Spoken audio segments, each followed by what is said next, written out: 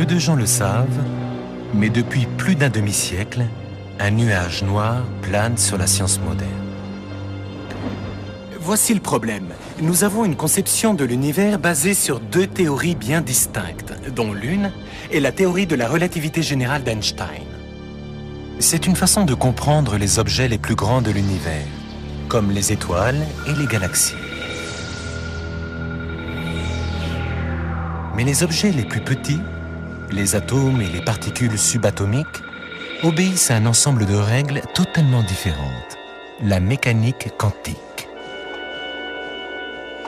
Ces deux séries de lois sont incroyablement exactes chacune dans leur domaine. Mais quand on essaie de les combiner pour résoudre certains des grands mystères de l'univers, c'est le désastre. On va remonter à la naissance de l'univers, au Big Bang. À cet instant, une violente explosion s'est produite dans un minuscule volume. Puis, au cours des 14 milliards d'années qui ont suivi, l'univers s'est dilaté et refroidi pour donner les étoiles, les galaxies et les planètes que nous voyons aujourd'hui. Mais si l'on revoit le film cosmique cette fois à l'envers, tout ce qui est en train de s'éloigner se rapproche de nouveau. Et l'univers devient plus petit, plus chaud et plus dense au fur et à mesure qu'on remonte vers la nuit des temps. Au moment où on arrive au Big Bang, lorsque notre univers était à la fois immensément lourd et incroyablement petit, le projecteur se bloque. Quand on les combine, nos deux théories physiques s'effondrent. Mais si on pouvait unifier la théorie de la mécanique quantique et celle de la relativité générale, et voir ainsi le film cosmique dans son intégralité, eh bien, une toute nouvelle théorie, qu'on appelle la théorie des cordes, pourrait peut-être arriver à le faire. Et si elle s'avérait juste, elle obtiendrait certainement le plus beau succès de toute l'histoire des sciences. Un jour, la théorie des cordes pourra peut-être expliquer la totalité de la nature, depuis les plus petites bribes de matière jusqu'aux confins les plus éloignés du cosmos, à l'aide d'un seul élément. De minuscules brins d'énergie en vibration appelés cordes. Mais pourquoi doit-on réécrire les lois de la physique pour y parvenir? Quelle importance si les deux théories que l'on a sont incompatibles? Eh bien, prenez les choses comme ceci. Imaginez-vous vivant dans une ville où l'on n'obéirait pas à un seul et unique code de la route, mais à deux types de règles différentes entrant en conflit les unes avec les autres. Comme vous le voyez, ce serait plutôt déroutant. Mais qu'est-ce qui vous a pris? Pour comprendre ce monde, il faudrait trouver un moyen de réunir ces deux grands ensembles de lois conflictuelles en un seul et unique ensemble cohérent qui fasse sens. Nous partons du principe que cette théorie existe et que notre travail est d'être suffisamment ingénieux et efficace pour la trouver. Il n'est pas écrit dans les étoiles que nous allons réussir. Mais au final, nous espérons avoir une théorie unique qui gouverne tout. Mais pour la découvrir, nous allons devoir entreprendre un voyage fantastique afin de comprendre pourquoi nos deux séries de lois sont en conflit l'une avec l'autre. Et la première étape de cet étrange périple est le domaine des très grands objets. Pour décrire l'univers sur une grande échelle, on utilise une série de lois, la relativité générale d'Einstein, qui explique comment fonctionne la gravité. La relativité générale voit l'espace, je dirais, comme une sorte de trampoline, comme une immense toile lisse que tous les objets lourds, tels les étoiles et les planètes, viennent déformer et étirer. Et toujours selon cette théorie, ce sont toutes ces déformations qui créent ce que nous ressentons comme la gravité. Ce qui veut dire que la gravitation qui maintient la Terre en orbite autour du Soleil provient simplement du fait que notre planète suit les courbes et les contours que crée le Soleil dans le tissu spatial. Mais l'image lisse et doucement ondulée de l'espace prédite par les lois de la relativité générale n'est qu'un aspect du tableau. Pour comprendre l'univers à des échelles extrêmement petites, il nous faut notre deuxième série de lois, la mécanique quantique. Et comme nous allons le voir, la mécanique quantique brosse un portrait de l'espace si radicalement différent de la relativité générale qu'on croirait que ces théories nous parlent de deux univers qui n'ont absolument rien à voir.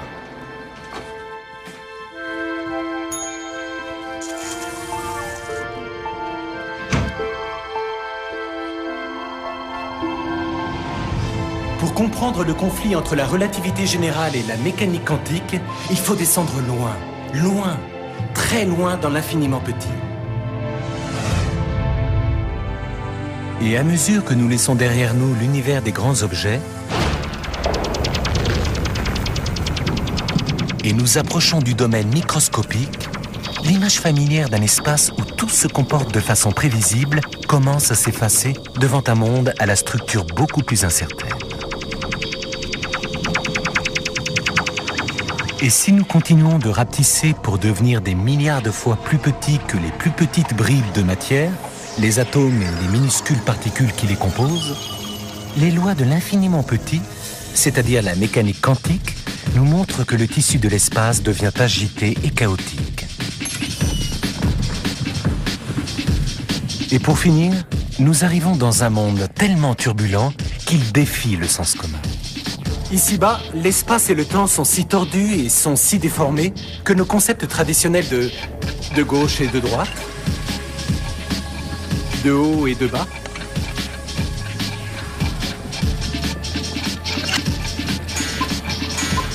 et même d'avant et d'après, disparaissent. Il n'y a aucun moyen de dire avec certitude si je suis ici, ou bien aux deux endroits à la fois. Ou peut-être suis-je arrivé ici avant d'arriver ici.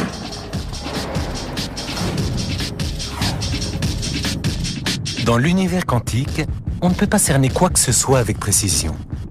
C'est un endroit mouvementé et frénétique par nature. L'image fluctuante et saccadée de l'espace et du temps que prédit la mécanique quantique est en opposition directe avec le modèle géométrique lisse et ordonné décrit par la relativité générale.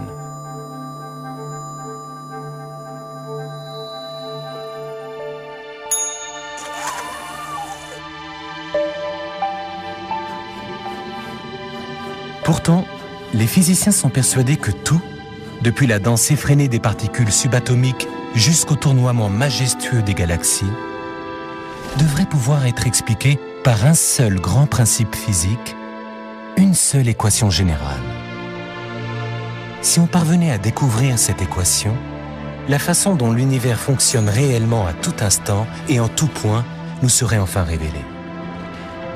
Voyez-vous, ce qu'il nous faudrait, c'est une théorie qui puisse enfin expliquer l'infiniment petit et l'infiniment grand.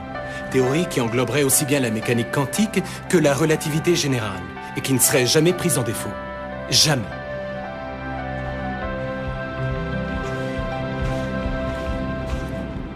Pour un physicien, trouver une théorie conciliant la relativité générale et la mécanique quantique est une sorte de quête du Graal. Parce qu'un tel système nous donnerait une seule théorie mathématique qui saurait décrire toutes les forces qui régissent notre univers. La relativité générale décrit la plus connue de ces forces, la gravité. Mais la mécanique quantique décrit aussi trois autres forces. L'interaction forte, c'est la force qui maintient collés ensemble protons et neutrons à l'intérieur de l'atome. L'électromagnétisme,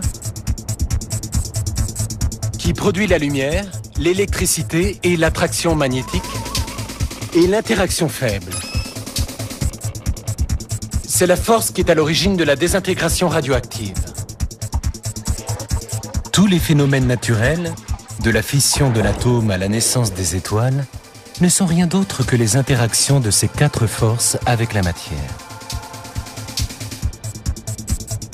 Albert Einstein a passé les 30 dernières années de sa vie à chercher une manière de décrire les forces de la nature au moyen d'une seule et unique théorie. Et aujourd'hui, la théorie des cordes pourrait concrétiser son rêve d'unification.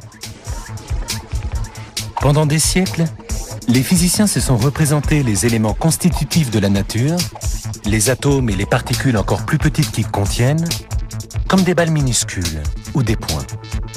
Or, selon la théorie des cordes, il y aurait au cœur de chaque bribe de matière un minuscule brin d'énergie en vibration appelé corde. Et une nouvelle génération de chercheurs est persuadée que ce sont ces cordes qui permettront de réunir l'infiniment grand et l'infiniment petit en une seule et unique théorie. Mais cette nouvelle théorie ne fait pas l'unanimité.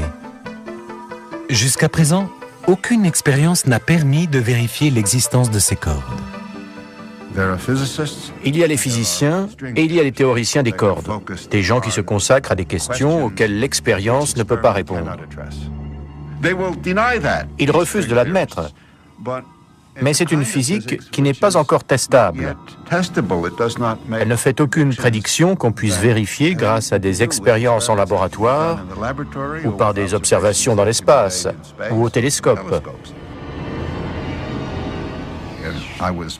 Or, on m'a toujours appris, et je le crois encore, que la physique est une science expérimentale. Elle se fonde sur des expériences, ou dans le cas de l'astronomie, sur des observations. Au début, beaucoup de chercheurs se disaient que la théorie des cordes était simplement une histoire de fou. À dire vrai, l'étrange façon dont cette théorie s'est développée en une série de tours, de détours et d'accidents ne pouvait que les conforter dans cette idée. Et de fait, à sa naissance même, cette théorie a acquis la dimension d'un mythe que voici.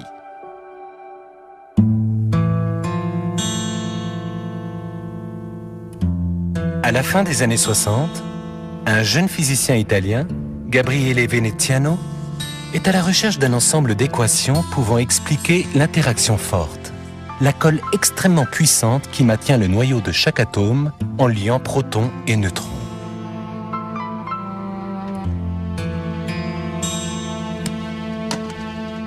Un jour, c'est du moins ce qu'on raconte, il ouvre un vieux livre poussiéreux sur l'histoire des mathématiques et y trouve une équation énoncée 200 ans auparavant par un mathématicien suisse, Leonhard Euler.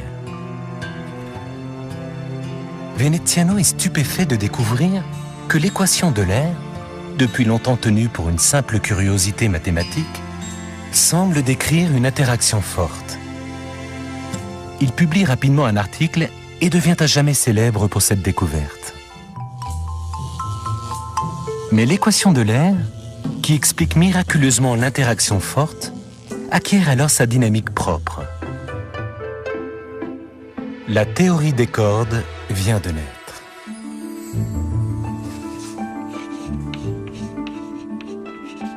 Petit à petit, elle se diffuse et atterrit un beau jour sur un tableau noir que regarde un jeune physicien américain, Leonard Susskind. Aujourd'hui encore, je me souviens de la formule. La voici.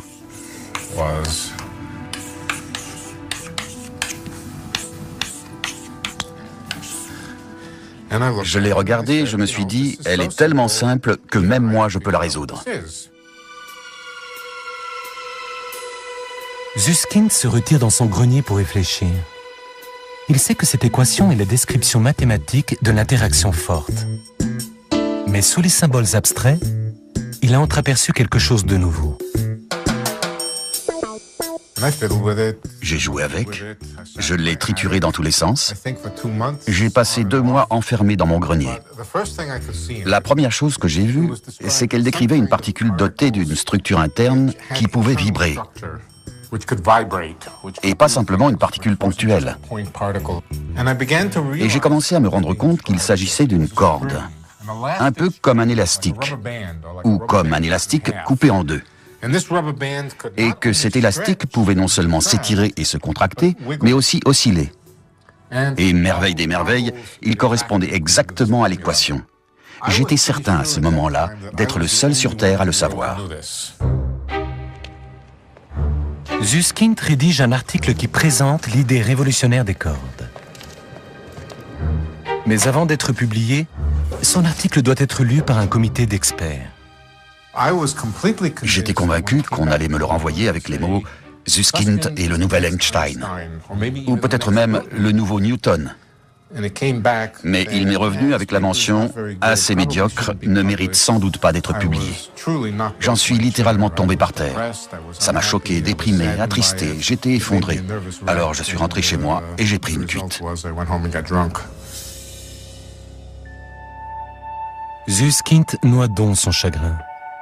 Et il semble bien que le rejet de son article sonne le glas de la théorie des cordes.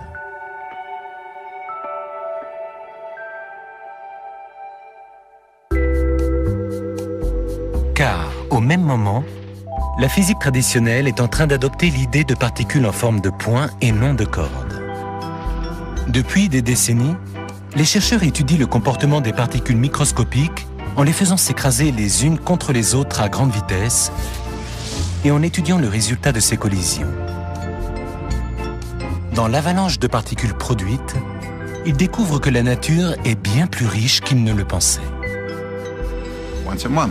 Tous les mois, on découvrait une nouvelle particule. Le méson ρ, la particule oméga, B, B1, B2, phi, oméga. Plus de lettres que n'en possèdent la plupart des alphabets. C'était une véritable explosion démographique. Des étudiants de 3e cycle couraient dans les couloirs en criant qu'ils avaient découvert une nouvelle particule. L'effervescence était à son comble.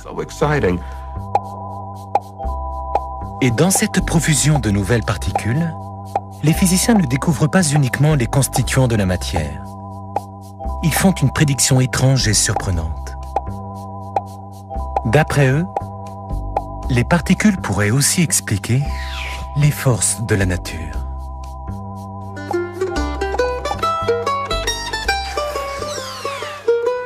C'est évidemment très bizarre comme idée, mais ça ressemble à un jeu de balle dans lequel les joueurs, comme moi, et moi, seraient des particules de matière. Et la balle que nous nous renvoyons l'un l'autre serait une particule de force. On l'appelle une particule messagère. Par exemple, dans le cas du magnétisme, de la force électromagnétique, cette balle représente un photon. Et plus nous échangeons de ces particules messagères ou photons, plus forte est l'attraction magnétique.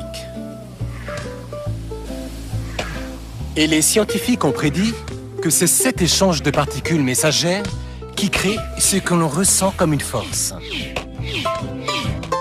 Les expériences ont confirmé ces prédictions avec la découverte des particules messagères de l'électromagnétisme, de l'interaction forte et de l'interaction faible. Et en se servant de ces particules nouvellement découvertes, les chercheurs se rapprochent du rêve d'Einstein, l'unification des forces.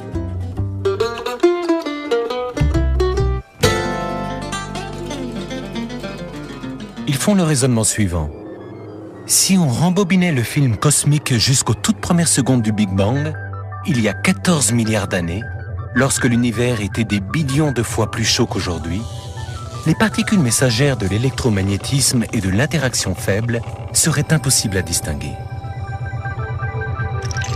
De même que les glaçons fondent au soleil pour donner de l'eau, les expériences montrent que, quand on revient aux conditions de chaleur extrême du Big Bang, l'électromagnétisme et l'interaction faible se fondent et s'unissent en une seule force, dite électrofaible. Et si on rembobinait encore un peu plus le film cosmique, la force électrofaible s'unirait à l'interaction forte pour donner une grande superforce. Même si cela n'est pas encore prouvé, la mécanique quantique était désormais capable d'expliquer le fonctionnement de 3 des forces à l'échelle subatomique. Et soudain, voilà qu'on avait une théorie cohérente de la physique des particules élémentaires qui permettait de décrire toutes les interactions, faibles, fortes et électromagnétiques, dans le même langage. Tout se tenait. Et tout est dans les manuels. Tout convergeait vers une représentation simple des particules et des forces connues, qui a fini par s'appeler le modèle standard. Je crois que c'est moi qui l'ai baptisé ainsi. Professor Sheldon Glashow, Abdus Salam and Steven Weinberg.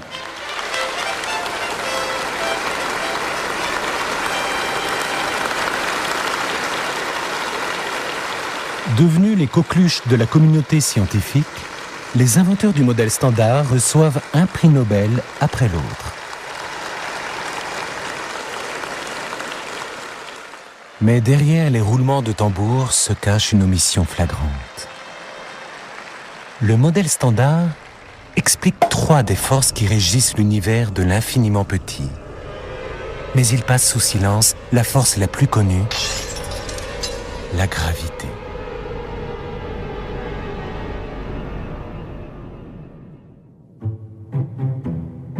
Ce qui ne l'empêche pas de s'imposer, rejetant dans l'ombre la théorie des cordes.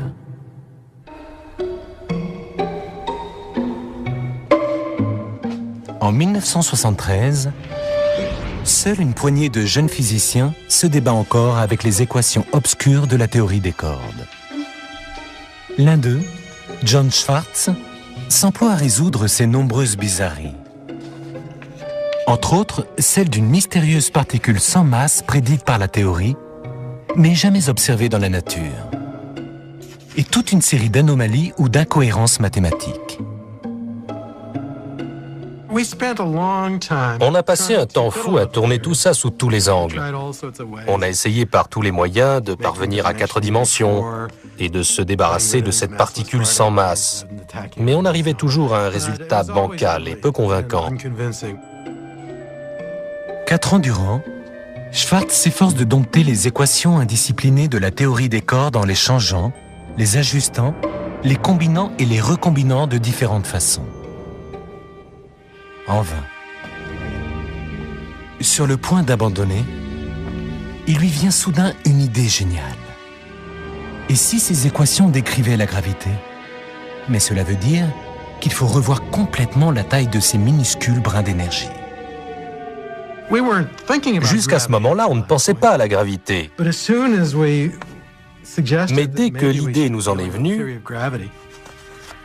il nous a fallu changer radicalement notre vision de la taille des cordes. Si on suppose que les cordes sont 100 milliards de fois plus petites qu'un atome, l'un des défauts de la théorie devient une qualité. Il apparaît que la mystérieuse particule dont John Schwartz a désespérément essayé de se débarrasser est en fait un graviton. La particule longtemps cherchée, censée transmettre la gravité au niveau quantique. La pièce qui manquait au modèle standard vient de se mettre en place.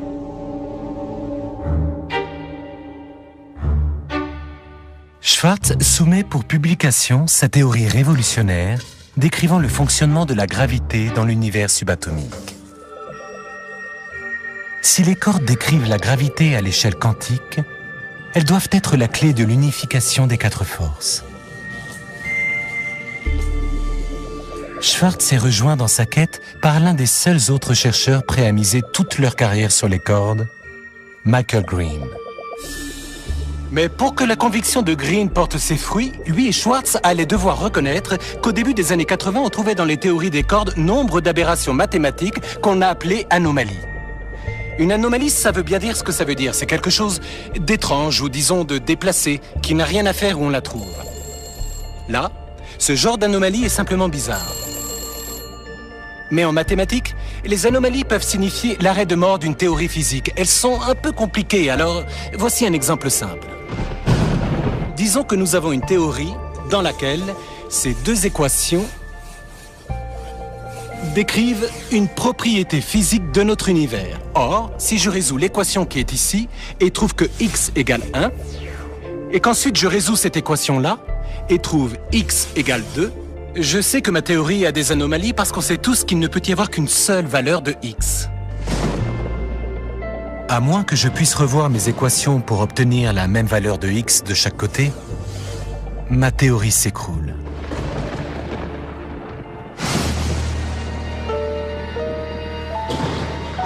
Après avoir bataillé pendant 5 ans contre les anomalies de la théorie des cordes, Schwartz et Green parviennent enfin au but un soir de l'été 1984. Tout le monde pensait que la théorie était incohérente à cause de ces anomalies. Or, pour une raison inexplicable, j'étais sûr qu'on se trompait et je me disais, la théorie des cordes est forcément juste, il ne peut pas y avoir d'anomalie. Alors on a décidé de les calculer. Tout se réduit à un unique calcul. D'un côté du tableau, ils trouvent 496. S'ils obtiennent le même nombre de l'autre côté, ils auront prouvé que la théorie des cordes ne contient pas d'anomalie. Je me souviens d'un moment où John Schwartz et moi étions devant le tableau en train de calculer ces nombres qui devaient correspondre exactement. Il y avait des éclairs et du tonnerre, un violent orage avait éclaté à Aspen, et j'ai dit en plaisantant quelque chose comme « On doit être vraiment tout près, parce que les dieux essaient de nous empêcher de finir ce calcul. » Et effectivement, ça correspondait. Ce 496 des deux côtés signifie que la théorie des cordes ne comporte pas d'anomalie et que mathématiquement, elle est capable de rendre compte de chacune des quatre forces. Et on a constaté que les cordes pouvaient non seulement décrire la gravitation, mais aussi les autres forces. On avait enfin la possibilité de réaliser le rêve poursuivi par Einstein, unifier les différentes forces au sein d'un système plus large. Ça a été un moment extraordinaire, parce qu'aucune théorie n'avait jamais réussi à faire ça. Cette fois, la réaction est explosive. En moins d'un an, le nombre de théoriciens des cordes passe d'une poignée à plusieurs centaines. Jusque-là, je ne m'étais jamais exprimé sur le sujet plus de 5 minutes dans d'obscurs colloques. Et brusquement, voilà qu'on m'invitait partout pour donner des conférences. La théorie des cordes est rebaptisée la théorie du tout. À l'automne 1984, je suis venu ici, à l'université d'Oxford, entamer mes études de physique du 3e cycle.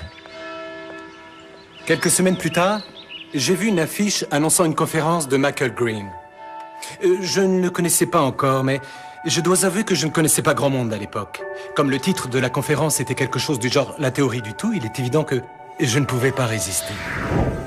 Cette nouvelle version élégante de la théorie des cordes semblait capable de décrire tous les éléments constitutifs de la nature.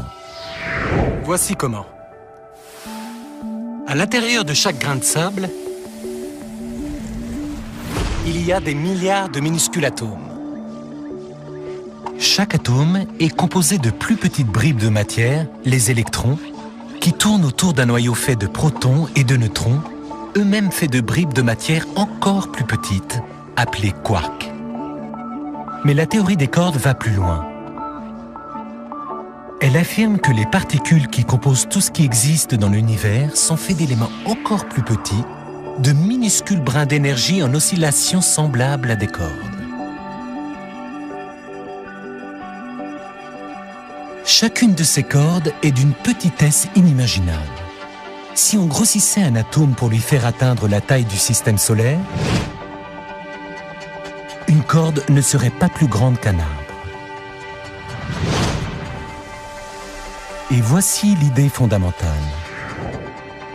De même que les différentes vibrations ou fréquences d'une corde de violoncelle créent ce que nous percevons comme des notes de musique différentes, les différents modes de vibration des cordes donnent aux particules leurs caractéristiques particulières, comme leur masse et leur charge. Par exemple, la seule et unique différence entre les particules qui nous composent, vous et moi, et les particules qui transmettent la gravité et les autres forces, c'est la façon dont vibrent ces minuscules cordes.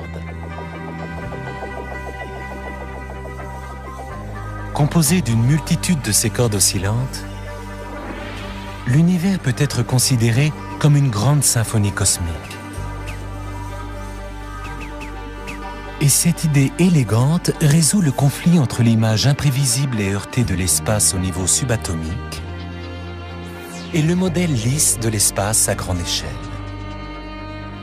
C'est l'opposition entre le caractère saccadé de la mécanique quantique et la régularité de la relativité générale qui fait qu'il est si difficile de parvenir à concilier les deux, de les réunir. Ce qu'apporte la théorie des cordes, ce qu'elle fait avancer en simplifiant, c'est qu'elle calme les saccades de la mécanique quantique. Elle les disperse en reprenant l'ancienne idée d'une particule ponctuelle et en l'étalant pour en faire une corde. Les saccades sont toujours là, mais elles sont moins brutales, juste assez pour que la théorie quantique et la relativité générale s'emboîtent parfaitement à l'intérieur du système. C'est un triomphe des mathématiques. Simplement armés de ces minuscules brins d'énergie en vibration, les théoriciens des cordes affirment être en passe de réaliser le rêve d'Einstein, unifier toutes les forces et toute la matière. Mais cette nouvelle théorie d'avant-garde a elle aussi son talon d'Achille. Aucune expérience ne peut vérifier ce qui se passe à une pareille échelle. Aucune observation ne peut porter sur des distances aussi minuscules ou des énergies aussi gigantesques. C'est-à-dire qu'il n'existe aucune expérience, aucune observation capable d'infirmer cette théorie. Elle est à l'abri de toute contestation, définitivement. Est-ce une théorie physique ou une philosophie? Je vous le demande. Les gens critiquent souvent la théorie des cordes en disant qu'elle ne peut pas être vérifiée par l'expérience directe et que ce n'est donc pas une branche de la physique. Ma réponse est simplement que l'avenir prouvera qu'ils ont tort. Ce qui rend la théorie des cordes encore plus difficile à prouver, c'est que pour marcher, ces équations complexes nécessitent quelque chose qui paraît relever de la science-fiction. Des dimensions spatiales supplémentaires. Pour être pris au sérieux, les théoriciens des cordes doivent expliquer comment cette étrange prédiction peut être vraie. Or, selon eux, cette idée apparemment saugrenue est plus réaliste qu'on ne le pense. En voici une petite illustration. Je vais rendre visite à un homme qui a été l'un des premiers à concevoir cette étrange idée. En principe, nous allons nous retrouver à 4 heures dans son appartement. 5e avenue et 93e rue au 2e étage. Et pour me rendre à ce rendez-vous, j'ai besoin d'avoir les 4 informations suivantes. Une information pour chacune des dimensions de l'espace, une rue, une avenue et le numéro de l'étage. Et une autre pour le temps, la 4e dimension. C'est un peu comme les 4 dimensions de notre expérience quotidienne. Gauche, droite, arrière, avant, haut et bas. Et le temps. En fait, l'étrange idée qu'il existe des dimensions supplémentaires est vieille de près d'un siècle. L'impression que nous vivons dans un univers tridimensionnel semble a priori incontestable. Mais en 1919, Theodore Kaluza, un mathématicien quasiment inconnu, a eu le courage de mettre en doute l'évidence dimensionnelle. Il a suggéré qu'il était possible, et j'ai dit possible, que notre univers est une dimension supplémentaire, que pour une raison ou pour une autre, nous n'arrivions pas à voir. Regardez, il dit ici « J'aime votre idée ». Alors qu'est-ce qu'il attend? En effet, Kaluza avait envoyé son idée supposant l'existence d'une dimension supplémentaire à Albert Einstein. Et même si Einstein avait d'abord été enthousiaste, il avait ensuite semblé plus hésitant et durant 2 ans avait retardé la publication de l'article de Kaluza. Finalement, l'article est publié. Einstein a décidé que tout compte fait, ces dimensions supplémentaires l'intéressaient. Voici l'idée. En 1916, Einstein a montré que la gravité est simplement le résultat de déformations et d'ondulations dans les 4 dimensions familières de l'espace et du temps. 3 ans plus tard, Kaluza suggère qu'il en va peut-être de même pour l'électromagnétisme. Mais si c'est le cas, il faut que ces ondulations se produisent quelque part. Il propose donc l'existence d'une dimension spatiale supplémentaire et cachée. Mais si Kaluza avait raison, où est donc cette autre dimension? Et à quoi pourrait-elle bien ressembler en vérité? Comment peut-on même essayer de l'imaginer? Eh bien, poursuivant plus tard le travail de Kaluza, le physicien suédois Oskar Klein a suggéré une solution originale. Regardez les câbles qui soutiennent ce feu tricolore. À cette distance, il m'est impossible de voir qu'ils possèdent une épaisseur. Chacun ressemble à une ligne, un objet unidimensionnel. Mais supposons maintenant qu'on puisse explorer l'un de ces câbles de tout près, à travers les yeux d'une fourmi par exemple. On peut maintenant distinguer une deuxième dimension, celle qui tourne autour du câble. De son point de vue, la fourmi peut se déplacer en avant et en arrière, mais aussi dans le sens des aiguilles d'une montre ou dans le sens contraire. Donc, les dimensions devraient se classer en deux catégories. Elles peuvent être longues et dépliées, comme cette longueur de câble, mais elles peuvent être minuscules et enroulées comme la direction circulaire qui l'enveloppe et en fait le tour. Kaluza et Klein ont émis une idée extraordinaire. Il leur est apparu que le tissu de l'univers pourrait bien être comme la surface de ce câble, et pourrait aussi bien avoir de très grandes dimensions, comme les 3 dimensions habituelles, mais qu'il pourrait en avoir également de minuscules, enroulées très très serrées, des milliards de fois plus petites qu'un minuscule atome, qui ferait qu'on ne pourrait pas les voir. Et donc la perception que nous avons de vivre dans un univers à 3 dimensions spatiales pourrait finalement être totalement fausse. Il est possible que nous vivions dans un univers qui aurait plus de dimensions qu'il n'y paraît. À quoi ressembleraient ces dimensions supplémentaires? Selon Kaluza et Klein, si on pouvait rapetisser des milliards de fois, on trouverait en chaque point de l'espace une minuscule dimension supplémentaire repliée sur elle-même.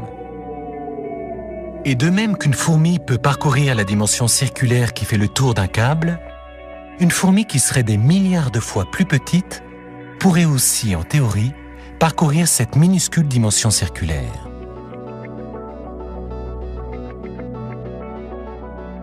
L'idée que des dimensions supplémentaires existent autour de nous constitue le fondement de la théorie des cordes. En fait, mathématiquement, la théorie nécessite non pas une, mais 6 dimensions supplémentaires, tordues et enroulées en des formes complexes qui pourraient ressembler à ceci.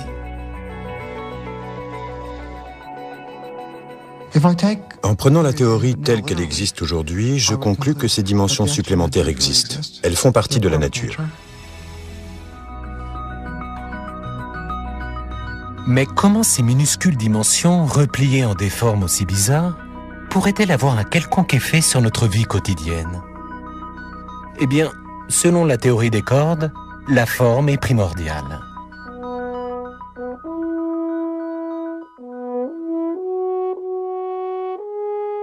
C'est grâce à sa forme qu'un corps d'harmonie peut émettre des dizaines de notes différentes. Quand on appuie sur l'un des pistons, la note change, car on modifie la forme de l'espace à l'intérieur du corps où l'air résonne.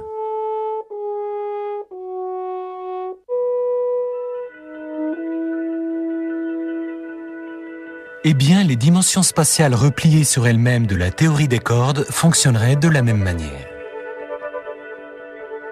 Si on devenait suffisamment petit pour pénétrer dans l'une de ces formes à 6 dimensions prédites par la théorie, on verrait comment ces dernières sont tordues et enroulées les unes sur les autres, influençant la manière dont les cordes, les éléments fondamentaux de notre univers, bougent et vibrent.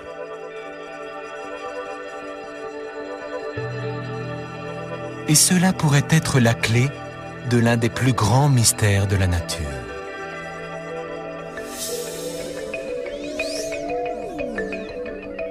Voyez-vous, notre univers est comme une machine réglée très précisément. Les scientifiques ont découvert qu'il y a environ 20 nombres. 20 constantes fondamentales dans la nature qui donnent à l'univers les caractéristiques que nous lui connaissons. Ce sont des nombres comme la masse de l'électron, l'intensité de la gravité, la force électromagnétique et l'interaction forte et faible. Et tant qu'on règle les boutons de la machine sur les bonnes valeurs pour chacun de ces 20 nombres, elle produit l'univers que nous connaissons et que nous aimons.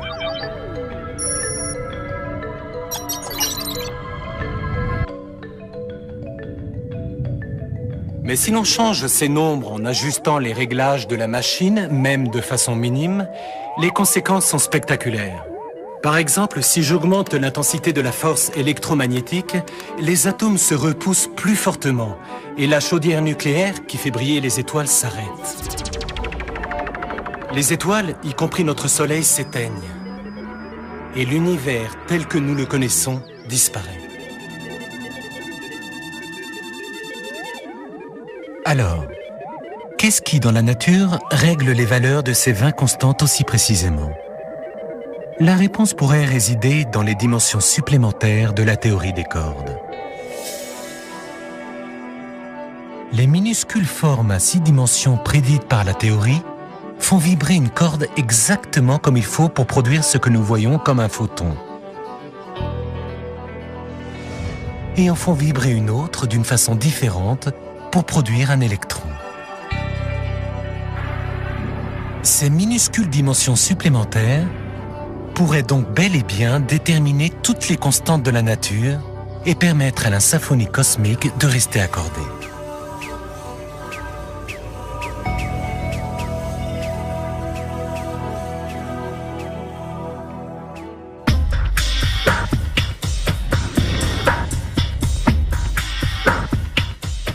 Au milieu des années 80, la théorie des cordes semble promise à une brillante carrière.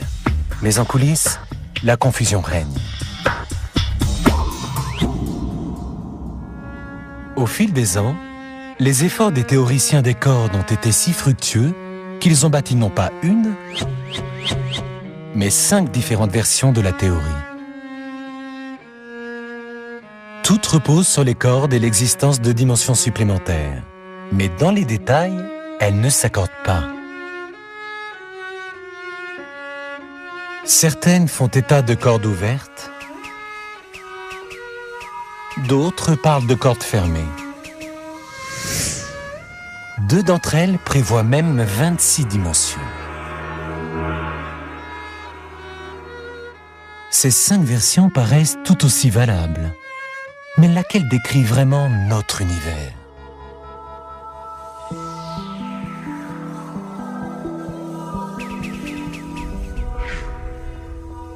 La théorie des cordes s'avérera-t-elle une théorie du tout ou s'effilochera-t-elle en une théorie du rien? Demain, nous verrons comment la théorie des cordes change radicalement notre conception de l'espace et comment elle permet d'entrevoir des passerelles entre les univers parallèles. En plus, il n'y a pas une, mais 5 théories qui sont autant de façons de voir la réalité. Soyez les bienvenus dans la 11e dimension, demain sur Arte.